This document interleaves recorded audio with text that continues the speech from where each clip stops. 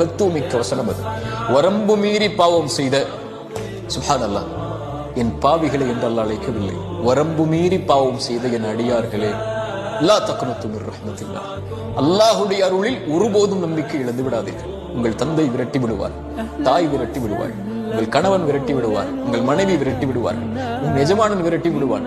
ஆனால் உன் ரப்பு எத்தனை முறை பாவம் செய்தவனிடத்திலே சென்றாலும் பாவம் என்று உணர்ந்து விட்டால், அதை வருந்தி விட்டால், இன்னல்லாஹ் யக்ஃபிரு ذுனூப ஜமீஅன், அல்லாஹ்விற்கு அது என்ன பாவம், மலையளவா, உலகமளவா, கடுகளவா, அல்லாஹ் மன்னிப்பான். வல்லதீன இதா ஃபஅலு ஃபாஹிஷத்தன் அவ் ظلموا அன்ஃபுஸஹும், வரம்பு மீறி பாவம் செய்து, மானக்கேடான காரியத்தை செய்து, அல்லாஹ் தடுத்த காரியத்தை செய்து, அல்லாஹ் என்னை பார்த்து விட்டான் என்று மன்னிப்பை தேடி வருபவனுக்கு வமை யக்ஃபிரு ذுனூப இல்லல்லாஹ், அல்லாஹ்வை தவிர யார் அந்த பாவத்தை மன்னிக்க முடியும்?